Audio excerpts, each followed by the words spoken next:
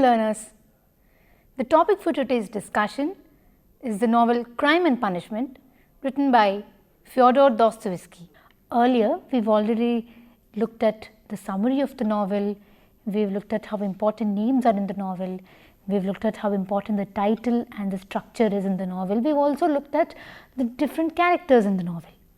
Now, after these things have already been done, we need to look at the themes, symbols and recurring images in the novel and political ideologies as expressed by Dostoevsky. Now, themes and symbols are important because it is recurring images that actually show what a novelist is thinking, because most of the time a summary isn't enough to know what the novelist wants to tell the reader. So, it is by themes that we can know this. So, we will first go to themes. The first important theme in Crime and Punishment is alienation from society. Yes, Raskolnikov is alienated from society. Earlier, his alienation stems from the fact that he thinks that he is superior to everyone else in society and that he can get away with any crime, as we have seen. So, he feels that he is completely different from the other people in society. He has a different kind of alienation, however, once he has committed the crime, and that is that of guilt and despair. So, he feels so guilty that he feels alienated from the other people, because he feels the other people would brand him as a sinner. That is the reason why he is even afraid to confess his crimes. And this alienation eats away at him and he is almost mad due to this. And it is only after he confesses the murders to Sonia and only after years of imprisonment he realizes his crime that he finally can relate to other people and is no longer alienated. The second theme is that of crime and punishment. We have already had a cursory glance at what the title means, but as it is a major theme, we need to look at it in some detail. Yes, the crime occurs in the first part of the novel and the punishment occurs only in the epilogue. So, it is understood that the parts between these two, the crime and the actual imprisonment, are the most important parts in the novel.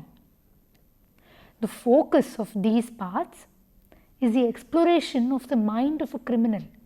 So, we see how Raskolnikov's inner mind works, that is, we see his doubts, his delirium, his fear, his despair. It is very important to note that nowhere do we see what the actual consequences of the murder are.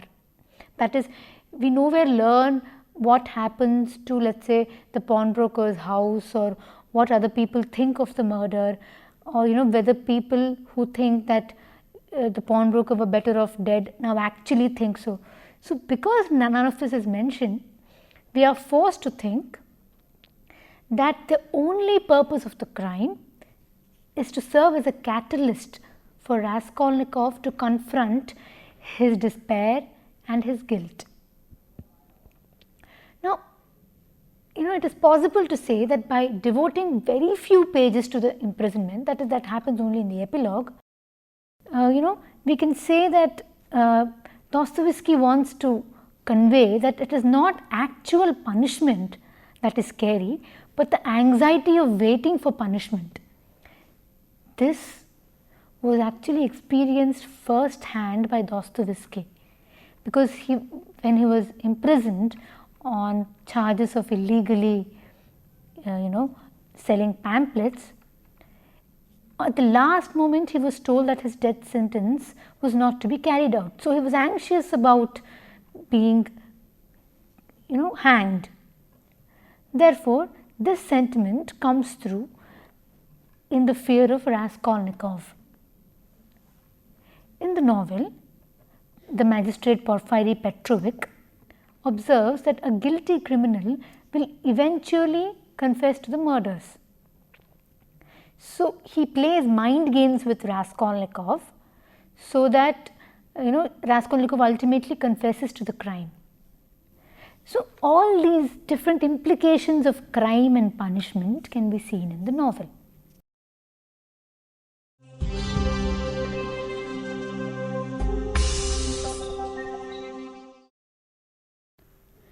let us continue with what we've been discussing, that is, the themes of the novel. Nihilism is an important theme. Now, what is nihilism? Nihilism was a philosophy that was very popular in Russia in the 1850s and 60s. Nihilism is derived from the Latin word nihil.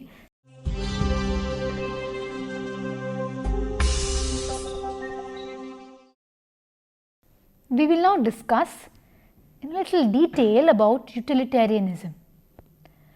Now, it's very important to discuss utilitarianism in detail because it is one of the primary motives of the murder. What is utilitarianism? Utilitarianism is an ethical theory that believes that only the maximum overall benefit of society is what matters. That is, only such actions that are of some use or utility to society are desirable. It is sometimes linked with another theory called consequentialism, which, as we know, only concentrates on the consequences. That is, it only concentrates on the ends rather than the means. That is, consequentialism says that if the ends are good, are desirable, you can use any means. Jeremy Bentham and John Stuart Mill were two proponents of utilitarianism.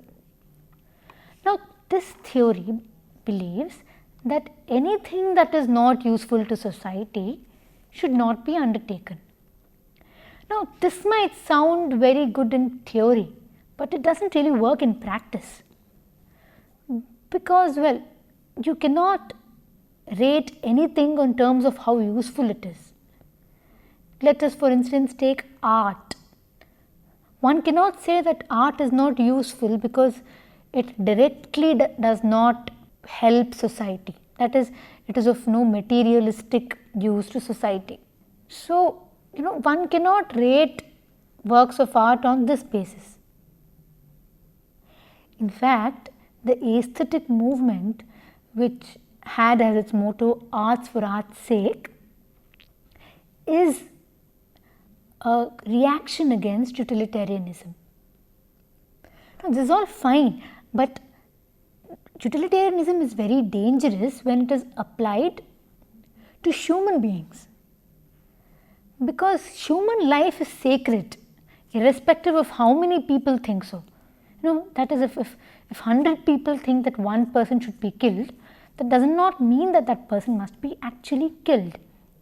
And what is worse is that utilitarianism encourages a kind of thought where the murderer becomes the hero.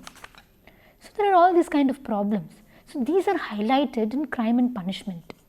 For instance, Raskolnikov wants to murder the pawnbroker Alyona Ivanovna because he thinks that everyone hates her and she is of no use whatsoever to society. However, that cannot be done because he cannot kill her just because he thinks other people don't like her. But this theory is actually condemned because he feels very guilty when he learns that Alyona Ivanovna's sister was Sonia's friend. His theories come to naught because then he feels that he committed a grave error.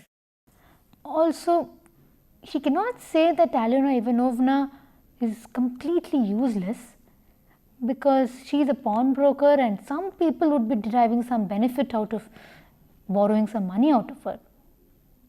Therefore, utilitarianism is condemned in the novel.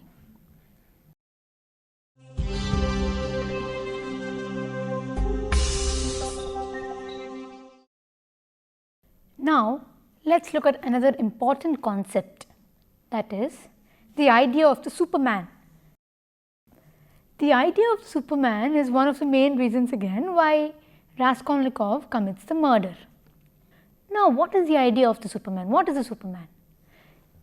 This idea was developed by the German theorist Friedrich Wilhelm Nietzsche, who says that now instead of God, there should be a man who creates new values in an ever-rooted, ever-changing world. He says that the external notions of good and evil should be rejected by the Superman and he should create his own values.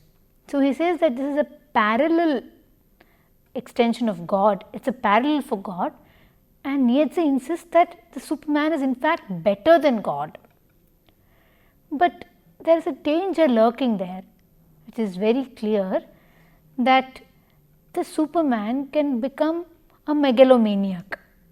Now, apart from the Nietzschean interpretation of the Superman, the Russians had one more person whom they dreaded because he was like a Superman. That was Napoleon Bonaparte. The Russians felt that Napoleon was being, a megalomaniac, that he wanted to rule over the whole world, that he had disregard for other people's feelings, that this monarch had those kind of feelings. Now, Dostoevsky understood that from the time of monarchy, the idea of the Superman had now shifted from a monarch to that of an intellectual, because an intellectual too thinks that he knows everything and that he is better than other people in society. So, how do we see this in the novel? We see it right from the beginning, that is, Raskolnikov thinks he is a Superman. Raskolnikov thinks that despite killing the pawnbroker Alyona Ivanovna, nothing will happen to him. In fact, he thinks he has a moral right to kill her because he is the avenger of evil. So, he has all these kinds of weird ideas in his mind. But the point is that once he commits the murder, he has to get down to the level of normal human beings to attain peace of mind. So, with this one thing, the whole idea of the Superman is annihilated. The idea of the Superman is therefore rejected.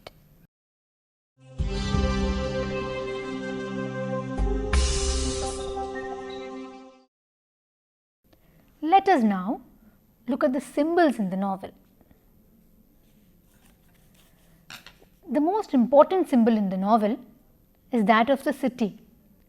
The city is depicted as a nightmare by Fyodor Dostoevsky. The city is seen in its dirt and squalor in the novel. Drunkards sprawl in the streets even in the daytime. Hundreds of people are, jammed into little buildings all the time. Now, the poverty and the squalor that the city of St. Petersburg is, again serves a twofold purpose, just like poverty does. One, it shows the social inequalities of the time. That is, it shows the social conditions that force people like Sonia to prostitute, that force people like Raskolnikov to commit a crime. So, there is a social inequality, that is, Luzin is rich while Raskolnikov is poor, while in fact Raskolnikov is more intelligent. So, along with focusing on such social inequalities, the city also serves to symbolize Raskolnikov's own warped and diseased mind. So, Raskolnikov can neither escape from his chaotic mind, nor can he escape from the chaotic city of St. Petersburg. It is in fact very significant to notice that only after Raskolnikov moves out of the city of St. Petersburg and goes to a prison in a small town like Siberia, that he ultimately acquires peace of mind. Therefore, the city is a nightmare.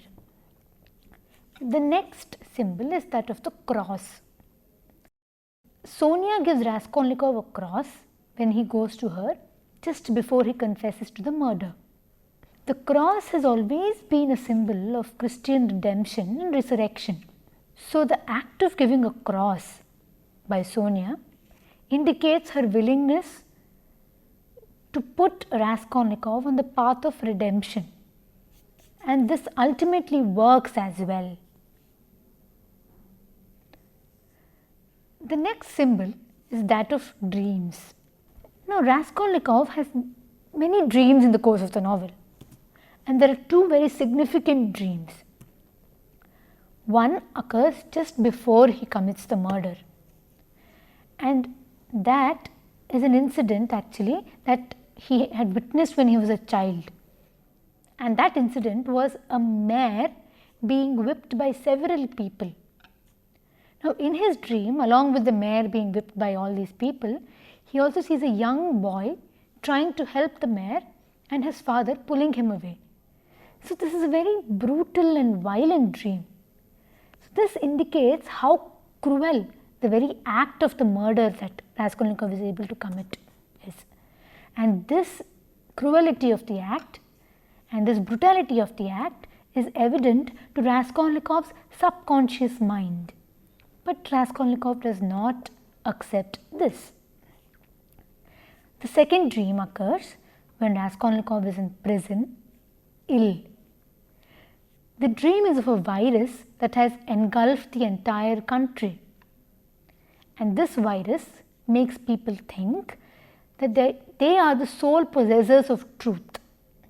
And so because they think they are right, they think the other people are wrong.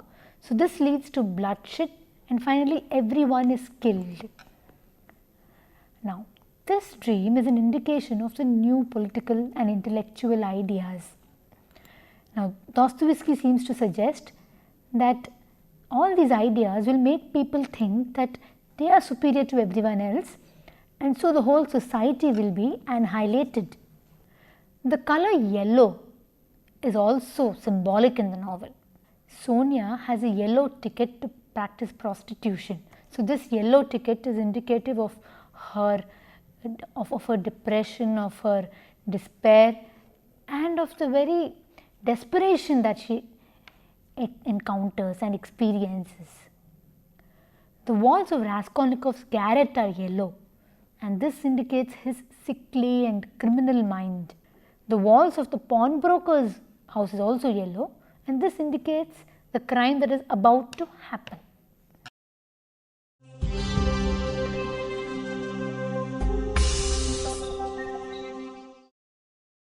What are these? We've looked at the plot summary, we've looked at characters, we've looked at how important names are, we've looked at the structure of the novel, and now again we've looked at the themes, symbols, important political ideas, etc.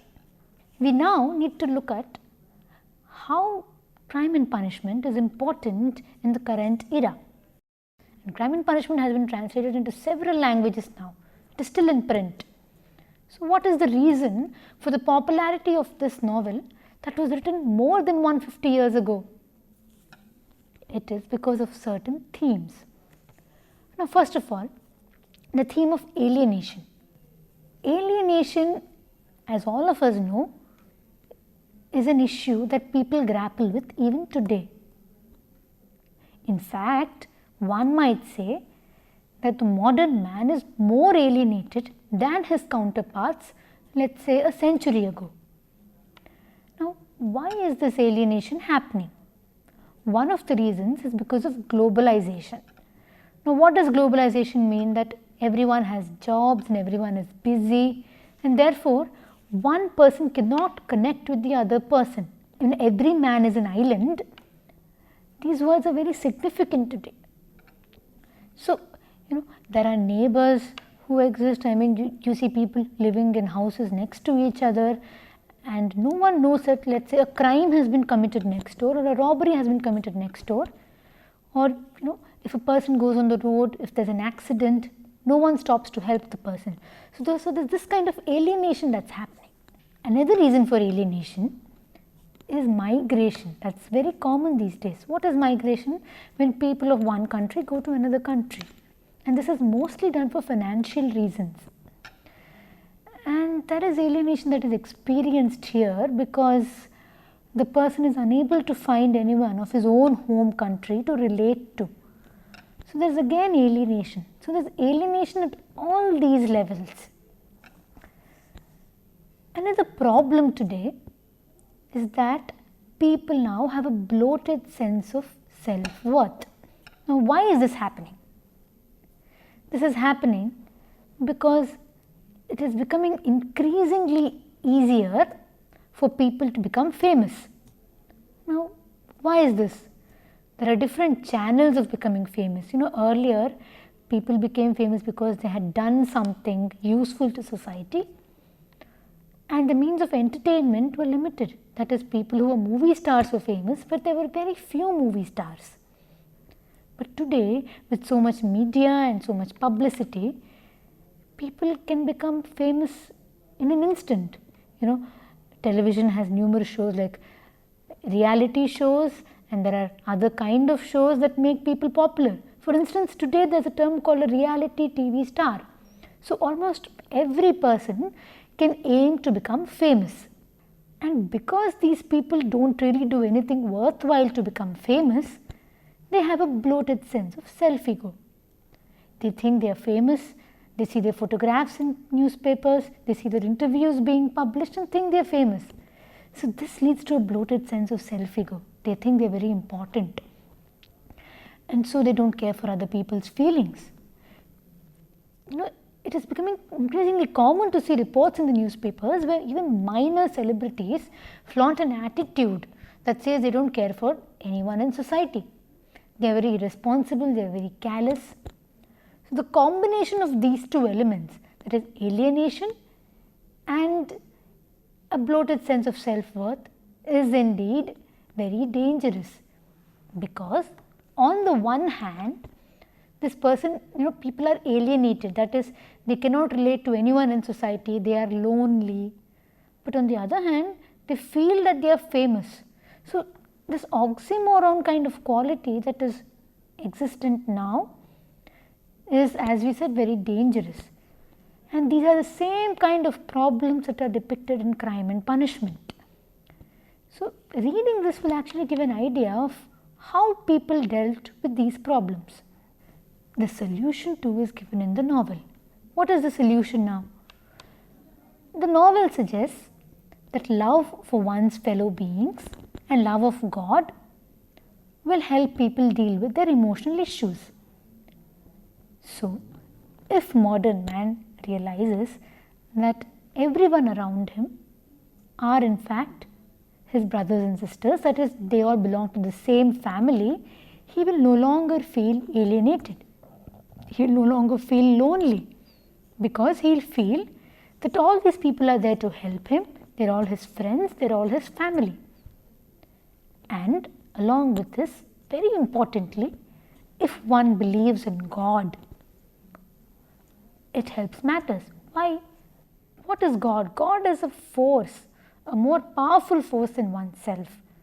So once one acknowledges the presence of a powerful force, you are saying that there is someone more important than I am. You are saying that someone is more powerful than I am. Then one's ego issues are resolved. Because once an omnipotent force is recognized, people become less egoistic, less megalomaniac. So, Crime and Punishment is an important novel even today.